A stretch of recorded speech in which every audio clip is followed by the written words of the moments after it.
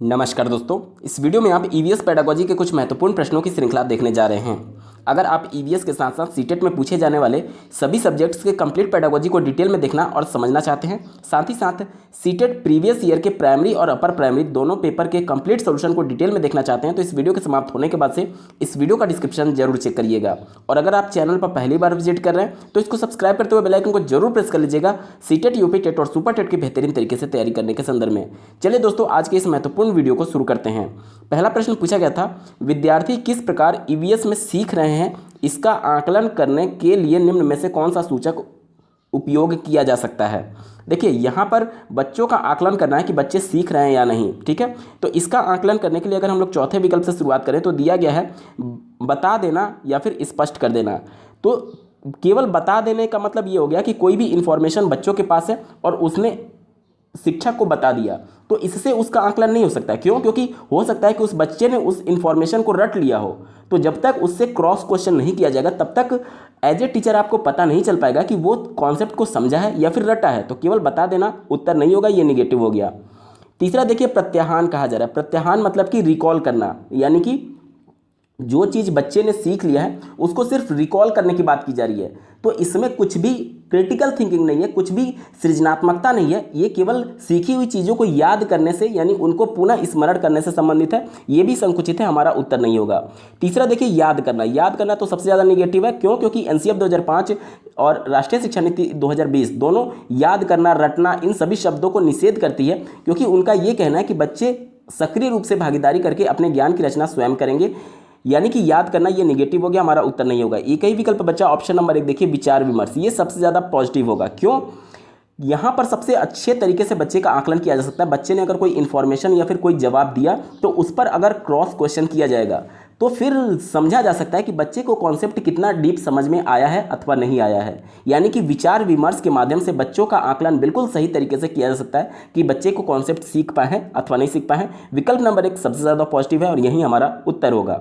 अगला प्रश्न पूछा गया था, निम्नलिखित में क्या पर्यावरण अध्ययन की कक्षा में शिक्षक के लिए आसान है। एज ए टीचर कौन सा इसमें से आसान है, वो हमसे पूछा जा रहा है। चलिए शुरू करते हैं। विकल्प नंबर 4 से दिया गया है, विद्यार्थियों को व्यस्त रखना। तो विद्यार्थियों को व्यस्त रखने के बहुत सारे तरीके हो सकते हैं। उनको कोई गतिविधि में शामिल कराया जा सकता है, इसके अलावा कोई क्विज कराया जा सकता है। तो ये सब चीज़ें शिक्षा के लिए थोड़ा चैलेंजिंग होती हैं, तो ये हमारा उत्तर नहीं होगा। ठीक है, उसके बाद से बात करें तीसरे विकल्प की, आप स्क्रीन पर देख पा रहे होंगे, दिया गया है विद्यार्थियों को सीखने के अवसर प्रदान करना। तो सीखने के अवसर प्रदान करने का मतलब कि बालक को स्वतंत्र वातावरण में छोड़ दिया गया है, वह खोज के माध्यम से, अन्वेषण के माध्यम से अपने ज्ञान की रचना कर रहा है। तो इसमें भी टीचर की एक महत्वपूर्ण भूमिका होती है कि बच्चे किसी गलत निष्कर्ष पर ना पहुंच जाए, तो ये सब भी उनको ध्यान देना रहता है। तो यानी कि ये भी आसान नहीं है, हमारा उत्तर नहीं होगा। दूसरा देखिए, विद्यार्थियों के विचारों को महत्व देना। इसमें भी एज ए टीचर जब आप उनके विचारों को महत्व दे रहे हैं तो जाहिर सी बात है वो 50 क्वेश्चंस भी पूछेंगे और आपको उनका जवाब भी देना है। तो एज ए टीचर ये भी आपके लिए थोड़ा कठिन होगा। लेकिन अगर बात करें ऑप्शन नंबर 1 की, विद्यार्थियों को सूचना देना, अब यहाँ पर क्या हो रहा है कि आप एज ए टीचर केवल कक्षा में आ रहे हैं, विद्यार्थियों को इन्फॉर्मेशन दे रहे हैं और चले जा रहे हैं। ना तो विद्यार्थी कोई क्रॉस क्वेश्चन कर रहा है, ना ही विचार विमर्श किया जा रहा है, ना ही इंटरेक्शन किया जा रहा है। तो ये एज ए टीचर सबसे ज़्यादा आसान है, क्योंकि आप कक्षा में आइए और अपना केवल वक्तव्य बोल दिए और चले जाइए। यानी कि केवल इन्फॉर्मेशन दे दिया एज ए टीचर आपने, और कोई भी क्रॉस क्वेश्चन बच्चों के द्वारा नहीं किया गया, या फिर आपने उनसे कोई क्वेश्चन नहीं पूछा कि आपको समझ में आया नहीं आया, केवल आपने इन्फॉर्मेशन दे दिया और चले गए आप एज ए टीचर। तो ये सबसे ज़्यादा आसान होगा शिक्षक के लिए। विकल्प नंबर 1 पॉजिटिव है और यही हमारा सटीक जवाब होगा। अगला प्रश्न पूछा गया था, निम्नलिखित में से क्या पर्यावरण अध्ययन के सीखने का प्रभावशाली संसाधन है। यानी किसके माध्यम से बच्चे ईवीएस में अच्छी तरीके से सीख सकते हैं, ये हमसे पूछा जा रहा है। चौथा विकल्प दिया गया है चार्ट पेपर। चार्ट पेपर में ईवीएस, देखिए ईवीएस के संदर्भ में एनसीएफ 2005 ये कहता है कि बच्चों को उनके परिवेश से जोड़ करके आपको बताना है। परिवेश यानी कि बच्चे का जो पूर्व अनुभव है, जो कुछ भी उसने परिवेश में अपने पर्यावरण में देखा हुआ है, उससे संबंधित जोड़ करके बताना है। तो चार्ट पेपर में बच्चों को सिर्फ इमेज दिखाया जा सकता है, ये थोड़ा संकुचित है, हमारा उत्तर नहीं होगा। तीसरा देखिए, मॉडल कहा जा रहा है। मॉडल में क्या होता है कि मान लीजिए बच्चे को अगर किसी भी चीज़ को समझाना है तो उसका सिर्फ मॉडल प्रस्तुत किए जाने की बात की जा रही है, तो ये भी हमारा संकुचित है, उत्तर नहीं होगा। तीसरा देखिए, कार्यपत्रक यानी कि वर्कशीट की बात की जा रही है। तो वर्कशीट के माध्यम से बच्चे कॉन्सेप्ट को समझे हैं या नहीं, ये पता लगाया जा सकता है। बच्चे सीखने के महत्वपूर्ण संसाधन के तौर पर इसको नहीं देखा जाता है। क्यों? क्योंकि जब आप वर्कशीट को घर पर जाकर के सॉल्व करते हैं तो जो कॉन्सेप्ट आपने विद्यालय में सीखा था वो कॉन्सेप्ट आप इलोबरेट कर पा रहे हैं या नहीं, ये जांच किया जा सकता है कार्यपत्रक के माध्यम से, ना कि ये जांच किया जाएगा कि ये पर्टिकुलर एक अच्छा संसाधन है या नहीं। तो ये अच्छा संसाधन नहीं माना जाएगा, ये सिर्फ और सिर्फ आकलन के तौर पर प्रस्तुत किया जा सकता है। ठीक है, तो ये हमारा उत्तर नहीं होगा। एक ही विकल्प बचा ऑप्शन नंबर 1, देखिए किससे। एनसीएफ 2005 और राष्ट्रीय शिक्षा नीति 2020 दोनों ये कहती है कि बच्चों को, प्राइमरी के बच्चों को खेल के माध्यम से और कहानियों के माध्यम से आपको पढ़ाना है। ईवीएस के संदर्भ में एनसीएफ 2005 ये कहती है कि बच्चों को परिवेश से जोड़ करके बताना सबसे ज़्यादा इंपॉर्टेंट होता है। अगर परिवेश नहीं है तो फिर कहानियों के माध्यम से बताइए। आप लोग एनसीईआरटी की बुक में देख रहे होंगे कि एक बच्ची की कहानी, बच्ची का स्टोरी दिया गया है जो कि मधुमक्खी पालन कर रही थी। ठीक है,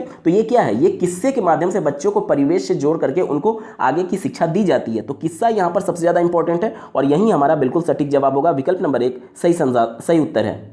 अगला प्रश्न पूछा गया था, निम्नलिखित में से क्या पर्यावरण अध्ययन की कक्षा में विद्यार्थियों द्वारा पसंद किया जाएगा? यानी कि एज ए स्टूडेंट कौन सा इसमें विकल्प पसंद किया जाएगा, ये हमसे पूछा जा रहा है। चलिए चौथे विकल्प से शुरुआत करेंगे। कहा जा रहा है कि पाठ का स्पष्ट सारांश। तो देखिए, बच्चे को जो भी इंफॉर्मेशन देना है या फिर जो भी कॉन्सेप्ट बच्चों को बताना है उसको इलेबोरेट करके और अच्छे तरीके से बच्चों को व्याख्या करके बताई जाती है। और यहाँ पर केवल सारांश करने की बात की जा रही है। तो सारांश से बच्चे नहीं समझेंगे। क्यों नहीं समझेंगे? क्योंकि बच्चे को आप अगर पूरा एक तरीके से नया कॉन्सेप्ट बताने जा रहे हैं तो केवल पाठ का सारांश उसके लिए इंपॉर्टेंट नहीं है, बल्कि पहले उसको एक प्रस्तावना प्रश्न पूछ करके उसके ज्ञान के बारे में जानना आवश्यक है कि बच्चे उसके बारे में कितना ज्ञान रखते हैं। उसके बाद से उसका एक पृष्ठभूमि तैयार करना होगा नई ज्ञान को देने के लिए, और उसके बाद उसको ज्ञान को दिया जाता है, ना कि सिर्फ पाठ का सारांश। ठीक है, तो ये हमारा उत्तर नहीं होगा, बहुत ज़्यादा संकुचित है। तीसरा देखिए, गृह कार्य का आकलन। तो ये भी निगेटिव है। क्यों?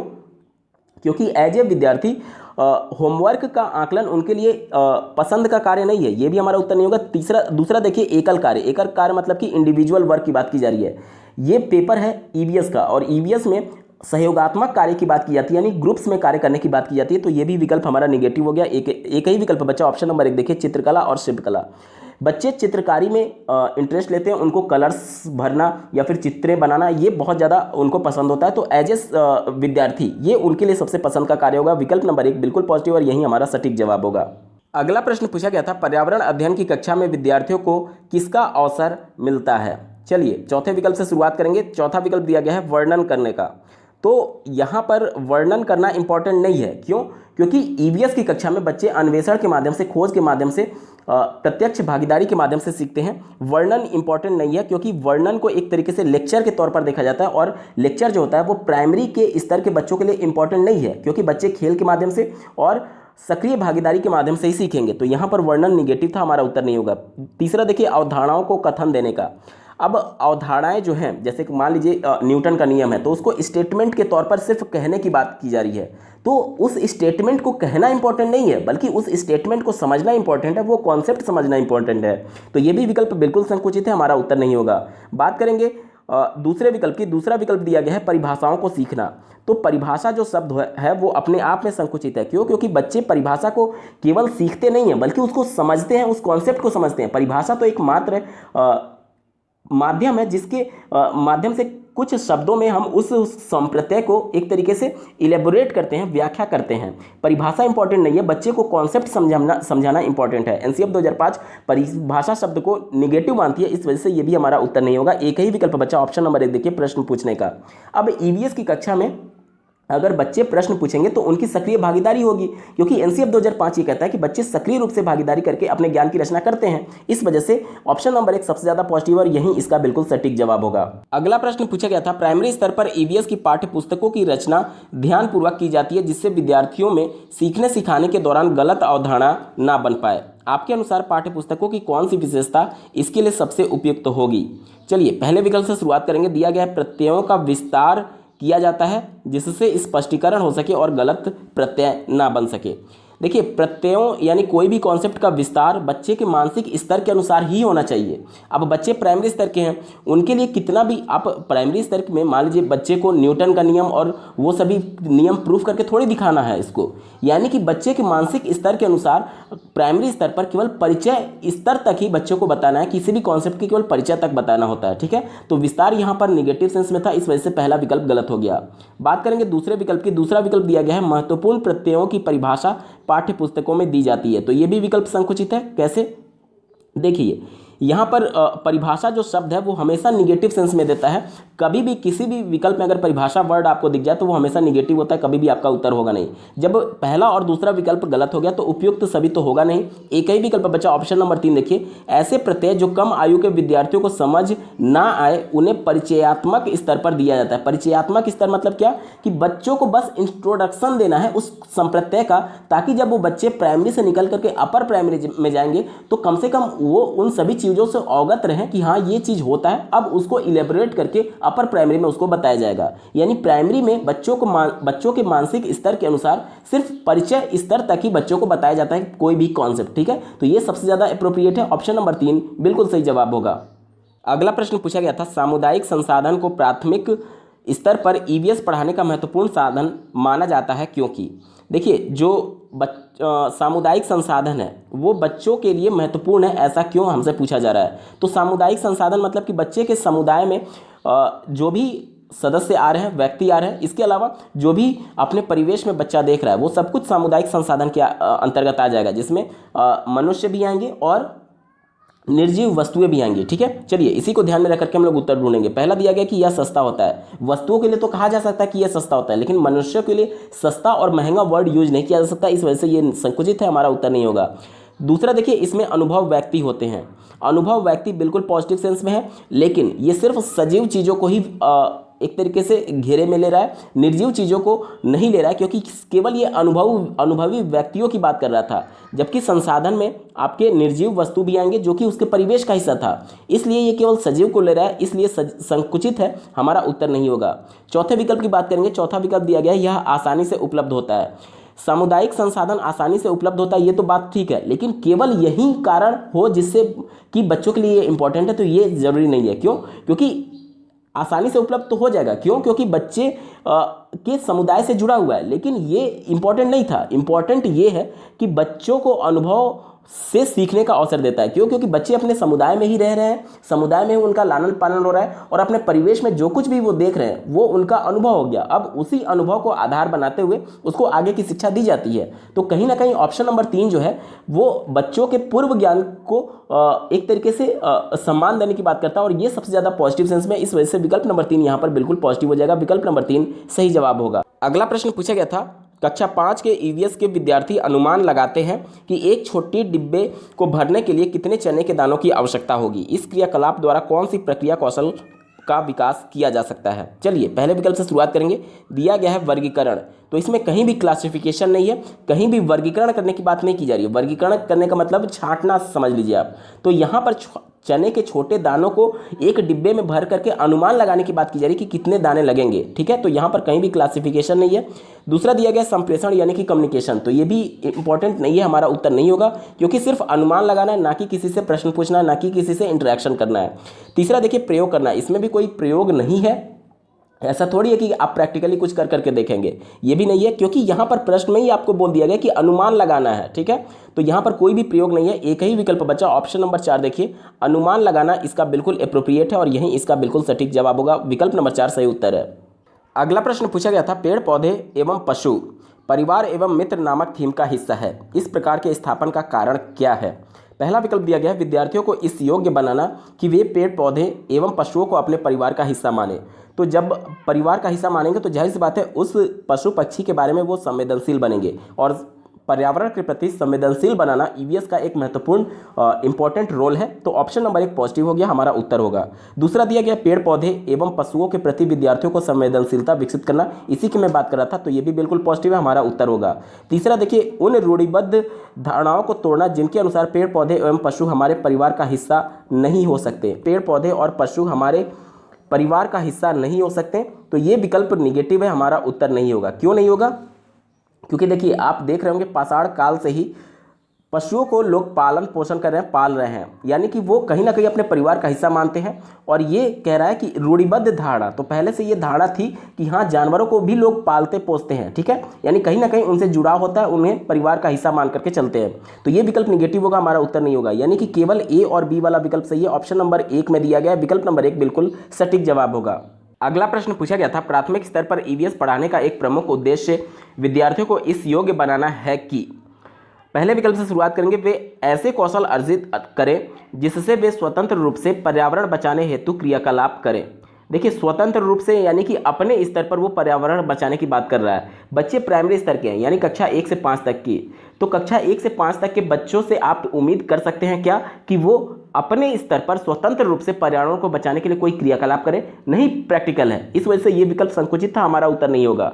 दूसरा देखिए, उच्च प्राथमिक स्तर की पढ़ाई हेतु पर्यावरण संबंधी प्रत्यय अर्जित करें, तो केवल ये कहा जा रहा है कि केवल प्राइमरी से जब बच्चे हायर क्लासेस में जाएंगे, अपर प्राइमरी में, तो वहाँ पर ईवीएस के कॉन्सेप्ट से वो थोड़ा अवगत रहें, इसलिए कहा जा रहा है। तो ये इसका संकुचित होगा, क्यों? क्योंकि केवल पढ़ाई हेतु नहीं है, क्योंकि बच्चे को परिवेश से जोड़ करके बताना है, यानी कि जो चीज़ विद्यालय में वो पढ़ रहा है उसके बाहरी जीवन से जोड़ना है, केवल पढ़ाई तक बच्चे को किताबी कीड़ा थोड़ी बनाना है। तो ये भी विकल्प बिल्कुल संकुचित है, हमारा उत्तर नहीं होगा। बात करेंगे चौथे विकल्प की, दिया गया परंपरागत विषयों के परे विद्यार्थियों की रुचि का विकास करने में मदद करना। तो यहाँ पर यह कहा जा रहा है कि परंपरागत विषय जो बच्चे पढ़ते हैं, जैसे कि गणित हो गया, विज्ञान हो गया, सामाजिक विज्ञान हो गया, हिंदी हो गया, अंग्रेजी हो गया, तो इनसे अलग रुचि का विकास करने में मदद करना, तो ये भी संकुचित है। क्यों? क्योंकि बच्चे के लिए वो सभी सब्जेक्ट्स भी इंपॉर्टेंट है और ईवीएस भी इंपॉर्टेंट है, यानी कि बच्चे को समग्र विकास करना है। तो ये कहना कि उससे परे मतलब उससे अलग जाकर के बच्चे की रुचि का विकास करने में मदद करता है, तो ये भी हमारा निगेटिव हो गया। एक ही विकल्प बचा ऑप्शन नंबर 3, देखिए विद्यार्थियों को कक्षा की शिक्षा को स्कूल से बाहर के जीवन में जोड़ने में मदद करता है। ये सबसे ज़्यादा पॉजिटिव है, क्योंकि जब बच्चे अपना स्कूलिंग कंप्लीट करके बाहर जाएंगे, समाज में जाएंगे, तो जाहिर सी बात है समाज में वो एक अच्छे तरीके से व्यवहार कर पाए, ईवीएस के माध्यम से जो कुछ भी कक्षा में उन्होंने पढ़ा है वो पर्यावरण के प्रति संवेदनशील बन पाए, ये सबसे ज़्यादा इंपॉर्टेंट है। और विकल्प नंबर 3 बिल्कुल पॉजिटिव और यही हमारा बिल्कुल सटीक जवाब होगा। दोस्तों ये ईवीएस पेडागोजी के महत्वपूर्ण प्रश्नों की श्रृंखला आपको कैसी लगी कमेंट के माध्यम से जरूर बताइएगा, क्योंकि आपका एक कमेंट मुझे मोटिवेट करेगा ऐसे ही महत्वपूर्ण वीडियो लाने के संदर्भ में। अगर आप सभी सब्जेक्ट्स के पेडागोजी के साथ साथ प्रीवियस ईयर प्राइमरी और अपर प्राइमरी दोनों पेपर के कंप्लीट सॉल्यूशन को डिटेल में देखना चाहते हैं, तो इस वीडियो के समाप्त होने के बाद इस वीडियो का डिस्क्रिप्शन जरूर चेक करिएगा। इस वीडियो को देखने के लिए आपका बहुत बहुत धन्यवाद। भगवान करे आपका दिन शुभ हो।